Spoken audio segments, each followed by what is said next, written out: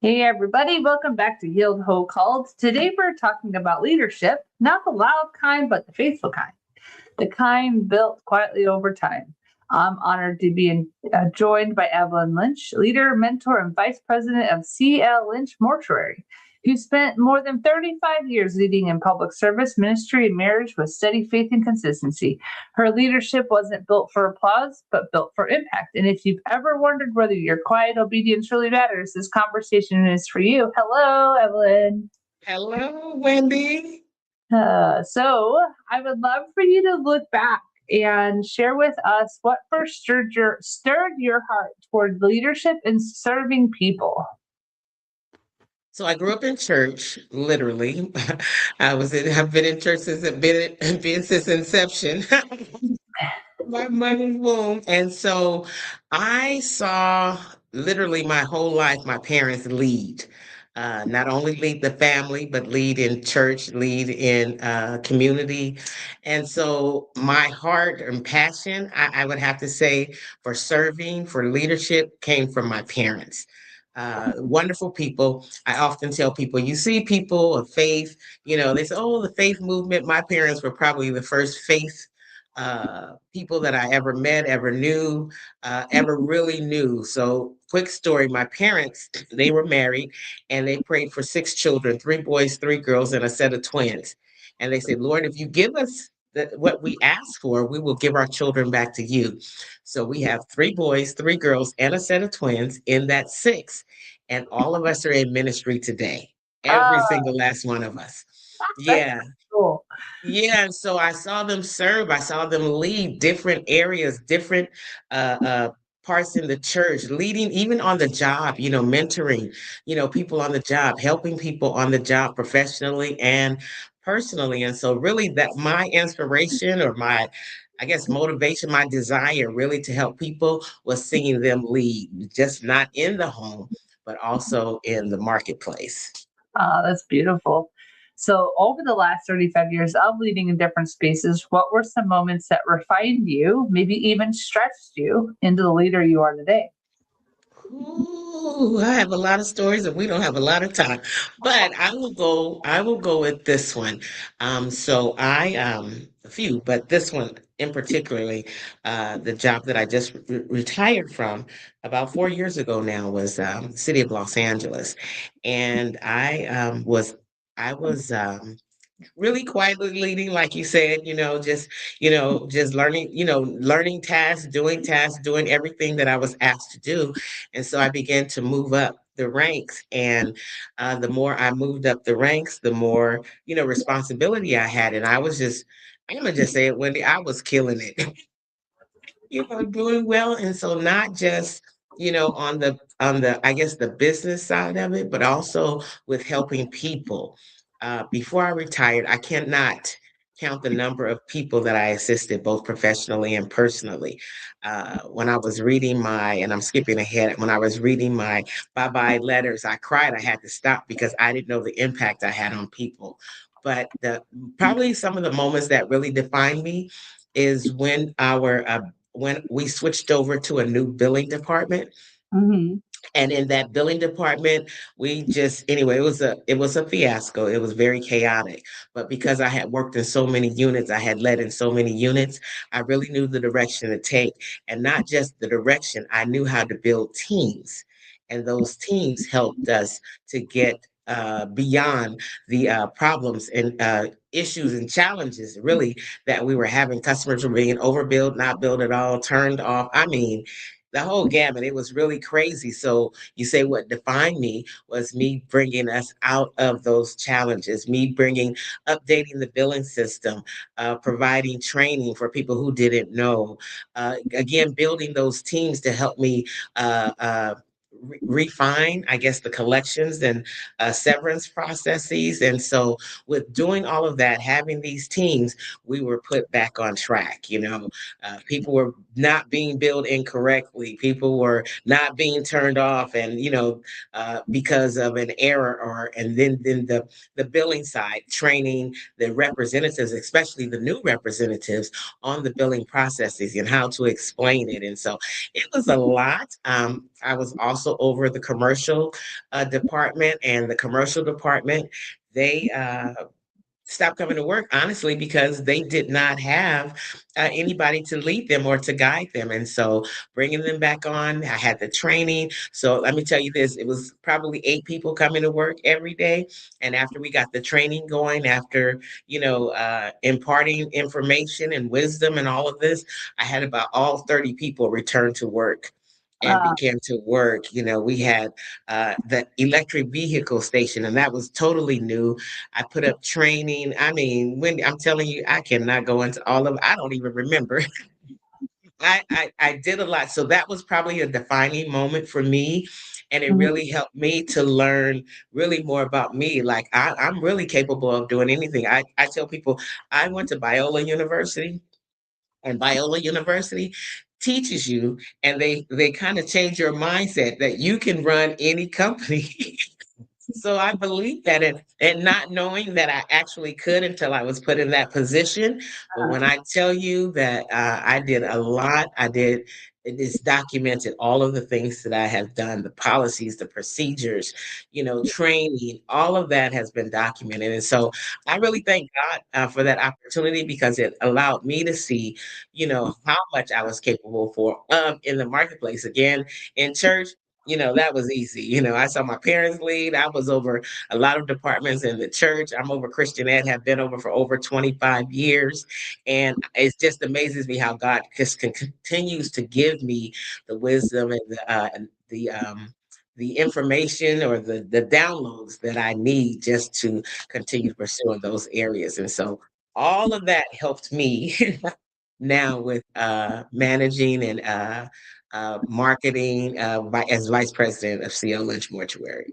Yeah, and you know, with the so is are you and your husband the one that owns CL Lynch Mortuary? You're just super curious. Yes, yes, we do. So back in the day, I used to be an obituary ads writer for the St. Louis Post Dispatch, and so I got to know the different funeral homes here in the St. Louis area really well. It's been a minute. I worked there from 2016 to 2017, 18, and Wow. a lot of fun. I'm like, people are like, wow, that's a little bit more that you liked writing obituaries, and I'm like, yeah, but one of the things that I learned was, you know, you can have the 3 lines, which is just Mhm. the person's name, sometimes the age, the death date, and then service information. Yes. But that doesn't tell you anything, and a lot of people have opted to do that because it can be so expensive to publish an Hmm. actual obituary. But Hmm. what people don't realize is that when you publish an obituary in an actually historical documented newspaper, Hmm. it is essentially permanent. And Hmm. so it's like it becomes historically accurate. So it's like I mean, unless you're becoming an author, which some people do, but Hmm. your story is lost unless it's written down. And Yes. uh, Yes. I always loved the opportunity to help the families who really wanted to write something really large. Now, I think the most expensive ad space we had, because it is an ad for an obituary. I hate to say it, Yes. but it is what it is. And Yes.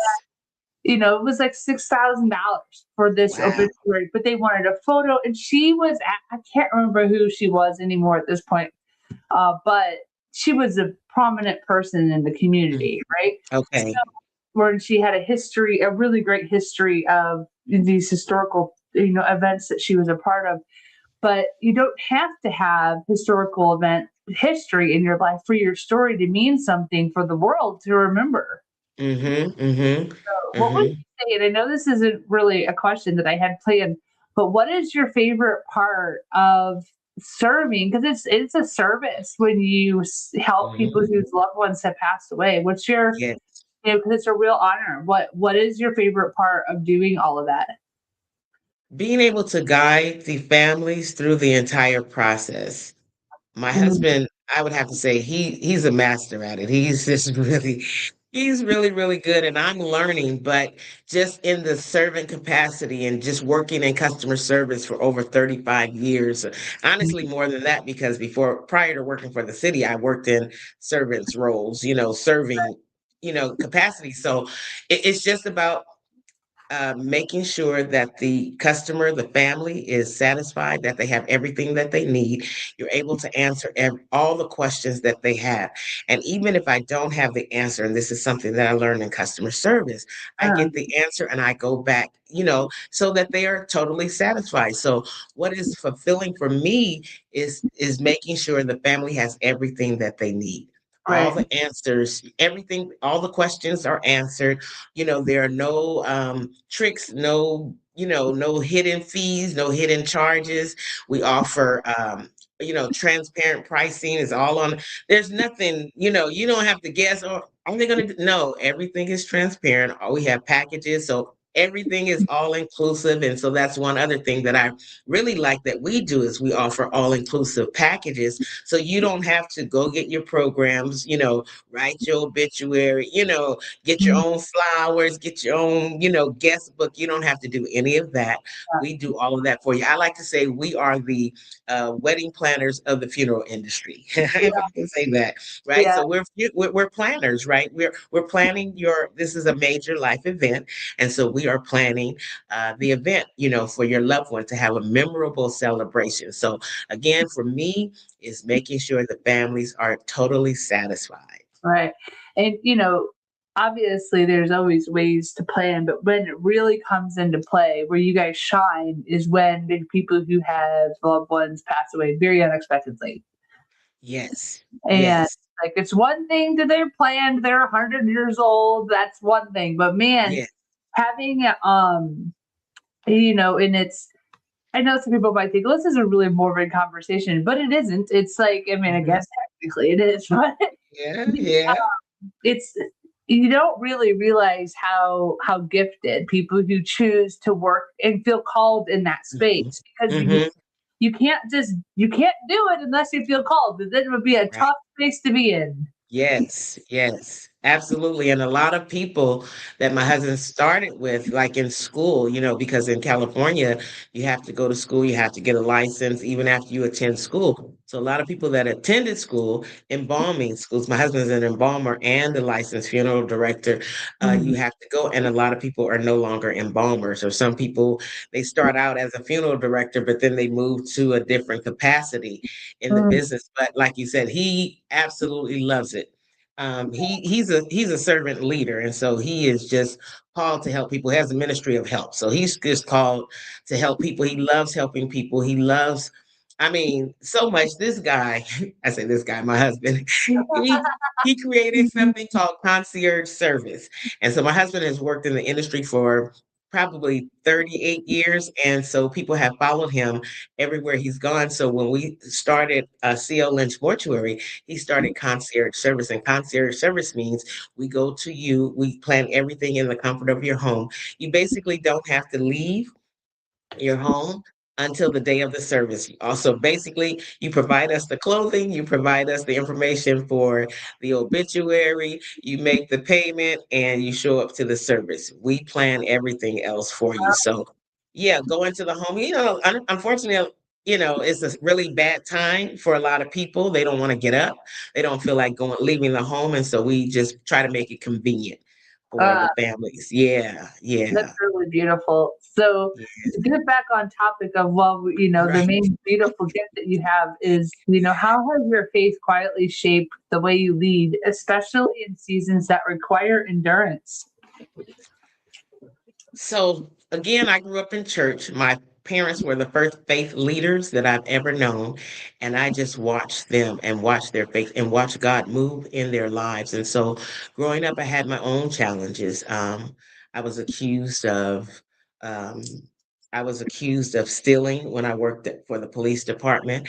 And I asked God, I said, God, I pay my tithes and I need this 10% that they're talking about to work on in my favor. And they said it did not look good. As a matter of fact, when I sat before the civil service commissioners, they said, before we saw this young lady, we were just prepared to throw the book at her, and they just started going on. And the last person said, you know, I'm not, I'm going to wash my hands of this innocent blood. And so I was exonerated from stealing. And then the officer that the officer, the prosecuting officer, he said, don't worry, everything will be okay now. And I'm like, well, why? And but anyway, so that was one where I saw God move. Like really, I was like, I saw him move like right there in front of my eyes, you know, a miracle be performed because they were going to, I was going to lose my job, lose all of my benefits, but the Lord stepped in. Another thing is, and I didn't share this part, is recently, most recently, well, in 2020, my husband had COVID. We Mm, all had COVID, but my husband was dying in the hospital for 14 days. And so my faith leading up, trusting God, believing God for all these small things put me mhm, here. And so the doctor said, in the real short, the doctor said, we're going to have to intubate him. And I said, okay, let me talk to him. And I said, I need you to fight. I said, I need you to fight. I said, not the Alberta Lynch fight, because his mother had passed away from COVID in March of 2020. And this mm. is October 2020. And he Yeah. said, okay. And he said, okay, I will fight. And so I prayed. I said, Lord, now I know I'm supposed to pray your will.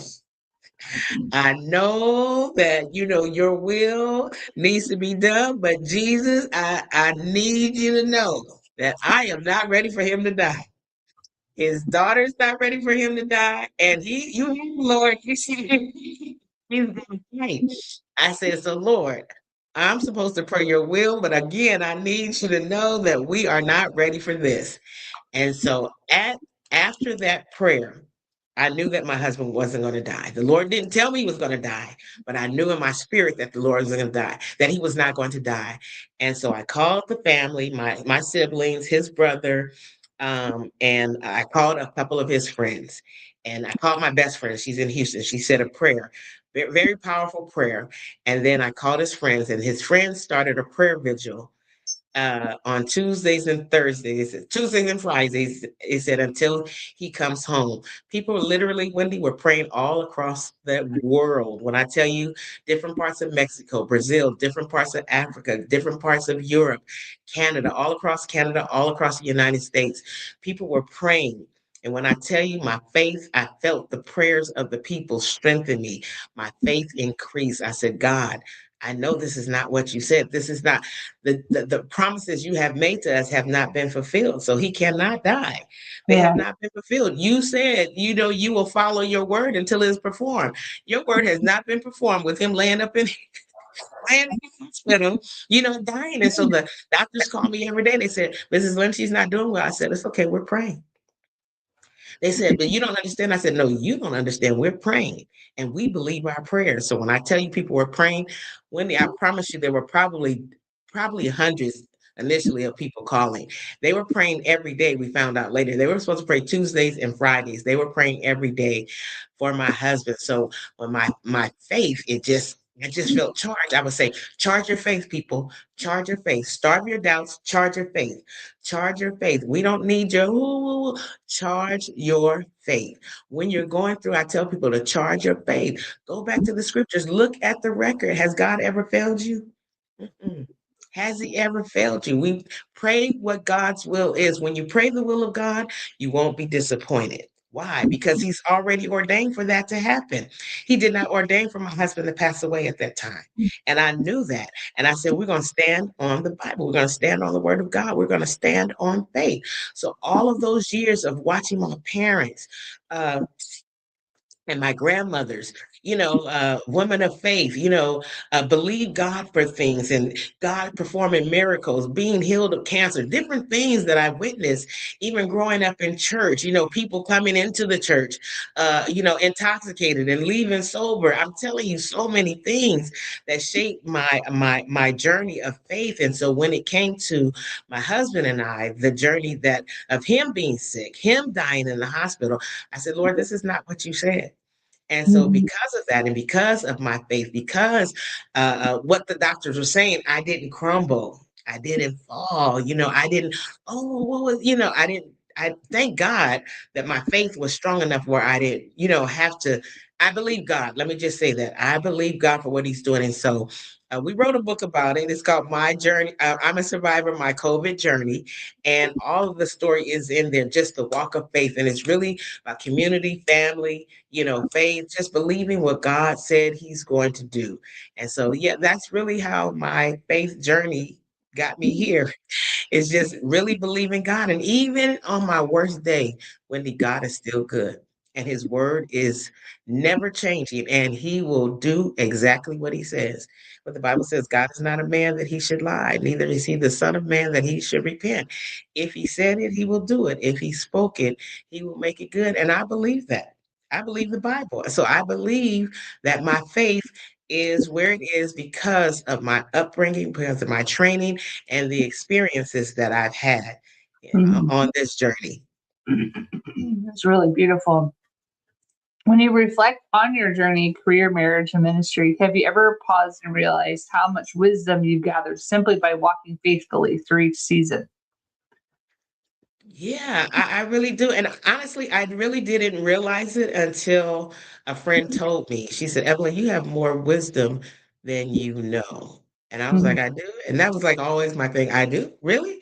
To me, I'm just talking, I'm just sharing, what God has given me. And I don't say, oh God, but I just speak, I try to remain in a place or in a posture where God could use me at any time, anywhere, but I didn't know that. And then again, after I retired, just all of the accolades and just all of it was so heartwarming. I just couldn't take it reading it all at the same time because people were just sharing with me what I had done for them, how I helped them in their career, how I helped them in their personal life, the things that I share with them. No, so I didn't know.